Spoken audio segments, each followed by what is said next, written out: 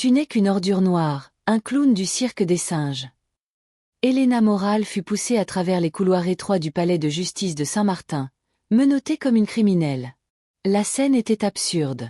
Tout avait commencé quelques heures plus tôt, lorsqu'elle avait simplement demandé à voir un mandat d'arrêt.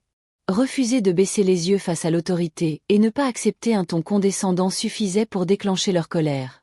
Pour Salah et Roldan, policiers depuis des années, ce comportement était impardonnable. Pour Elena, c'était juste son droit. Les murs froids et les portes grinçantes semblaient amplifier chaque éclat de rire et chaque mot de mépris. « Regarde-la, la petite noire qui se croit avocate », ricana Salah. « Elle croit qu'elle est quelqu'un d'important », ajouta Roldan, un sourire moqueur aux lèvres. Elena chancela lorsqu'ils la poussèrent vers le banc des accusés, mais elle se redressa aussitôt, les yeux fixés sur la salle. Sa voix, calme mais ferme, coupa l'air. « Qu'est-ce qui vous prend ? Vous n'avez aucun droit de me traiter ainsi. Je demande que tout soit consigné officiellement. » Les rires redoublèrent, plus durs, plus méprisants. L'air semblait se contracter autour d'elle. Les policiers pensaient l'écraser par l'intimidation, mais Elena ne fléchissait pas. Elle serra les poings, les menottes mordant sa peau, et poursuivit. « Je n'ai commis aucun délit. Vous abusez de votre autorité. » Salah s'avança, son visage proche du sien, un sourire cruel étirant ses lèvres. « Bien sûr que si. Tu n'es qu'une bonne à rien de noir. Nous sommes l'autorité, et ça restera toujours ainsi. » Roldan éclata de rire, attirant l'attention de la salle. Quelques fonctionnaires levèrent les yeux, mais personne n'intervint. L'humiliation semblait acceptée, normale, presque légitime. Chaque mot, chaque geste des policiers amplifiait le poids invisible de la discrimination et de l'injustice. Pour Elena, ce n'était pas seulement un affront personnel, c'était une violation des principes de justice qu'elle connaissait trop bien.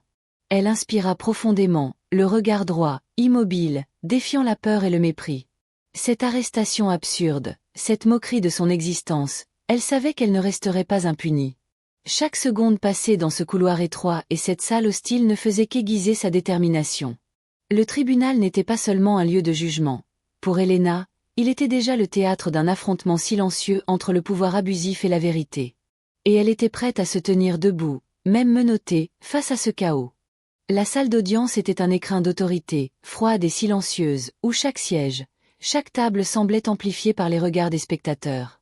Elena Moral, encore menottée, y entra avec calme, mais son arrivée ne fit que provoquer des rires et des chuchotements. « Regarde-la, la noire qui parle bien », ricana Salah en se penchant vers Roldan. « Une bonne à rien de noir », ajouta celui-ci avec un sourire venimeux. Les deux officiers semblaient fiers de leur rôle, comme des acteurs sur une scène grotesque. Chaque geste, chaque mot qu'ils lançaient était destiné à écraser Elena, à lui rappeler que, selon eux, elle n'était rien. Le juge entra, lourd de fatigue, feuilletant des documents comme si tout ce qui se passait autour n'avait aucune importance. Ses yeux ne croisèrent pas ceux d'Elena, et son indifférence semblait confirmer ce que les policiers pensaient, que rien ne pourrait contrecarrer leur autorité. Elena, debout, respira profondément. Les menottes mordaient ses poignets, mais son regard restait droit et ferme. Elle n'allait pas se soumettre à leur arrogance. « Assieds-toi, la noire !» ordonna Salah, en la poussant légèrement. « Ne me touchez pas.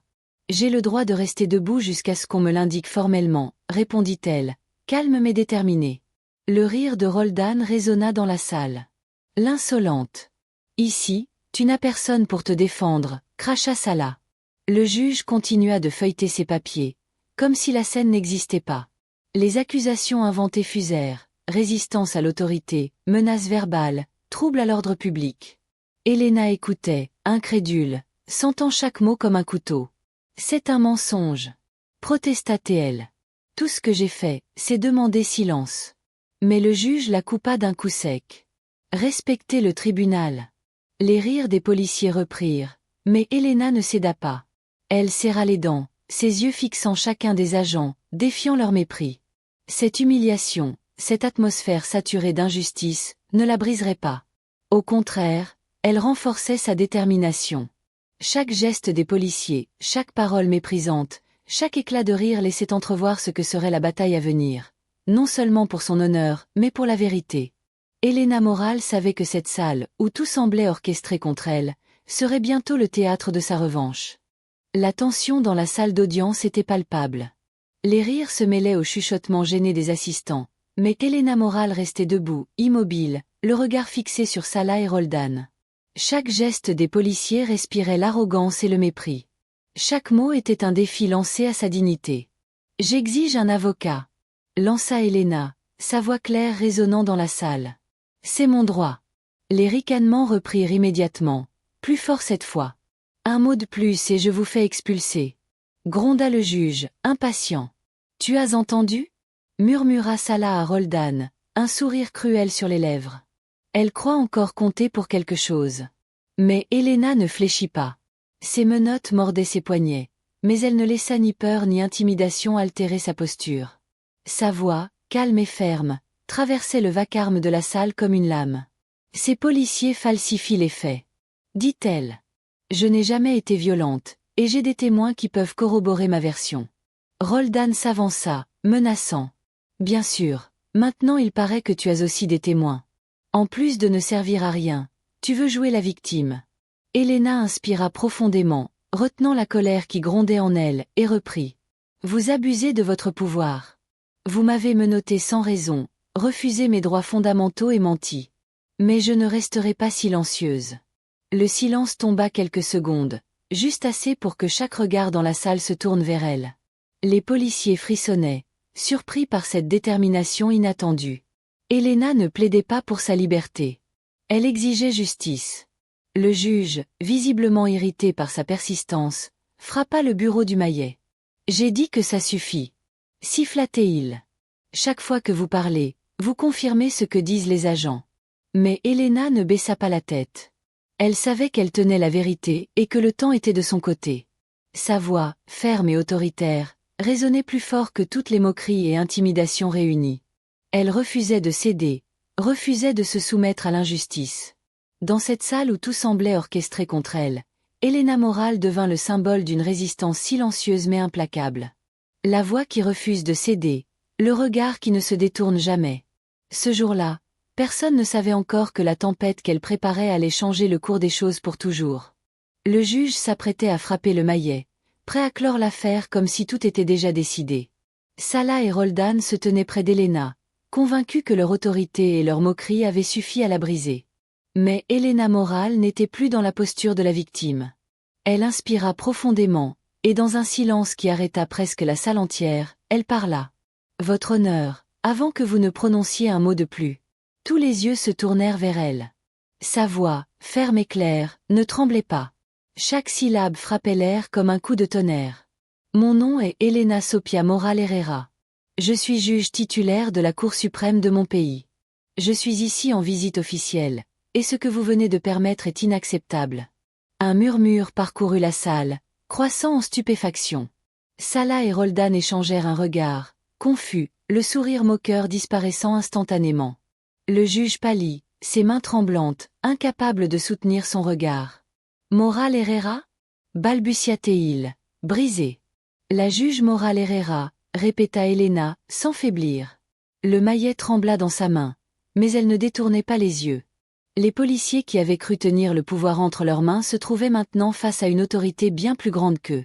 La salle entière retenait son souffle. « Enlevez-lui les menottes » ordonna enfin le juge d'une voix tremblante. Immédiatement. Le clic métallique des menottes tombant au sol résonna comme un coup de canon. Elena les ignora et redressa les poignets, libre et immobile, comme si rien ni personne ne pouvait la contraindre. « Vous avez cru pouvoir m'humilier » dit-elle en s'adressant aux policiers. « Vous pensiez que le pouvoir vous appartenait, mais vous vous êtes trompé. » Chaque mot était une sentence invisible, frappant les officiers avec la force de la vérité et de la justice. La salle, jadis saturée de mépris et de rires cruels, était maintenant silencieuse, tendue, presque sacrée. Ce moment marquait le tournant. Elena Moral n'était plus simplement une accusée. Elle était la voix de la justice, le rappel vivant que l'autorité ne réside pas dans la peur ni le mépris, mais dans la vérité et le droit. Même dans la salle la plus corrompue, même face aux pires humiliations, la justice pouvait se tenir debout et réclamer respect. Quelques heures après la confrontation dans la salle d'audience, les ordres officiels tombèrent comme un coup près. Arrestation immédiate de Ricardo Salah et Victor Roldan pour abus d'autorité, falsification de rapports, discrimination et détention illégale. Leur rire et leur arrogance avaient disparu, remplacés par la peur et la confusion.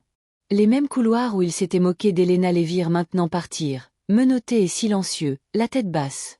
Le juge, celui qui avait ignoré ses droits et fermé les yeux sur l'injustice, fut suspendu après 10 ans de service. Une enquête disciplinaire implacable s'abattit sur lui, brisant sa carrière et sa réputation. Aucun applaudissement, aucune cérémonie ne vint sauver celui qui avait tenté de piétiner la justice. Quelques semaines plus tard, le procès se tint dans une cour supérieure. Elena Moral présidait la salle, libre, souveraine et sereine, sans menottes et sans interruption. Salah et Roldan, désormais accusés, évitaient de lever les yeux. Leurs gestes tremblaient sous le poids de la vérité. Que cela soit consigné dans les actes, déclara Elena, d'une voix claire et autoritaire. Ici, on ne juge pas par la couleur de la peau. On juge les faits et l'abus de pouvoir. Le maillet tomba. Cette fois, personne ne rit.